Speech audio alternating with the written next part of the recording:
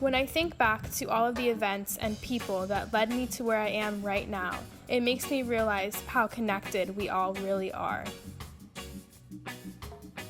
A little bit over 2 years ago, I was so set on studying abroad in Spain, but everything just kind of seemed like it wasn't working out, kind of like I was forcing it. I studied abroad in Heredia, Costa Rica, which is right outside of the capital, San Jose.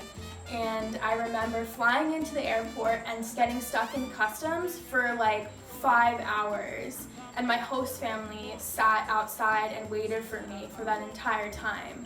And as soon as I met them and as soon as I got in their car, it just all felt like it was coming together. Like all of those worries that I had in the past was just me really rejecting what I was supposed to be doing. Towards the end of my semester, I didn't want to return back to Temple, and my friend Lily, who had lived in Costa Rica before, was the one who inspired me to come. I made a decision that I was going to get out of the country, so I decided to sign up for a one-year program to go to Costa Rica to do volunteer work. So I went at 18, and it changed my entire life. I wanted to go to the UK, and I had set up a workaway accommodation in Scotland, and I didn't realize that the legality of this is a little bit fluid.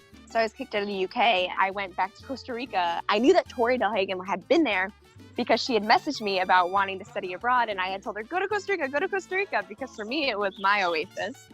And she was there, and I remember being like, how weird that I didn't think I'd be in Costa Rica in these next 2 years, and now I'm here right now, and she's here. And she was living close to where my family that I was staying with was. We met up, and then I just saw that there was this light in her that had come on in me in my first month or two in Costa Rica, and I'm like, I need to encourage this girl to follow that light because she's got it. So I had told her.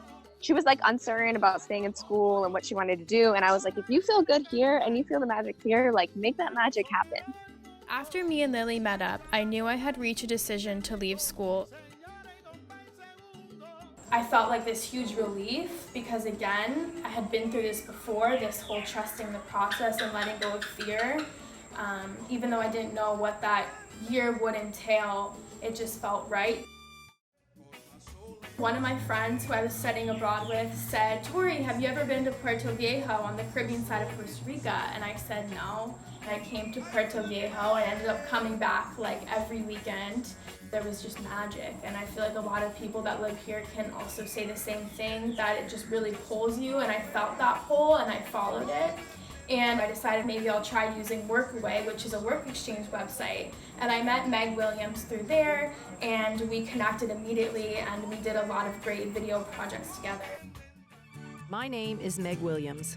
I believe we were created to overcome adversity.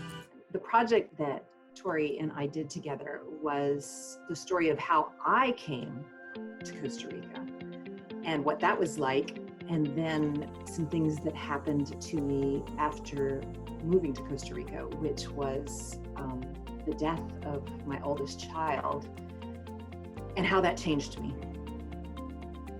I have just learned to trust my instinct by reading a profile and going, I think that's the right person. And I just trust the right person will show up at the right time for the right lesson I need to learn and for the right project that needs to get done. Working with Meg was great for my learning process and allowed me to get more connected in the community. I gained confidence with the camera and started filming for other people. During my year off from school, I lived at Meg's again, but then later moved to live at a permaculture farm and film there. I met my best friend Chantal, who is like a big sister to me, and every time I come back now, I stay with her. I finished up my gap year in the Canary Islands and backpacked southern Spain too. I had a lot of bumps there and struggled on whether or not to go back to school. I was sitting staring at a famous fortress called the Alhambra in Granada, Spain, and I had this overwhelming feeling to sign up for classes for the next semester. I was almost positive I was going to drop out of school, but I looked and saw that registration was the very next morning. When I decided to go back to school in Philly, it was a big jump. It was 1.5 years since I had lived in Philly, and I went from the actual jungle to the concrete jungle.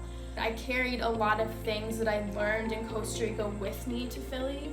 I took all of my compost to the community garden.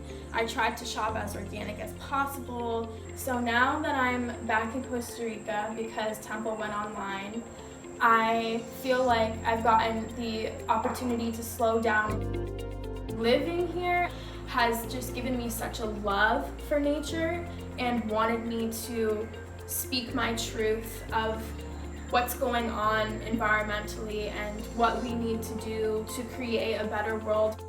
Right now is a great time to really sit and question whether the systems in place that are now collapsing even made sense in the first place, and if not, what our actual values are at the core. You don't have control of everything that's going to happen around you, especially now, but what you do have control of is how you choose to react to something. We don't have control over the planet as a whole. We don't have control over really anything. Except ourselves and except our perceptions. I at least knew that I was trusting my own gut.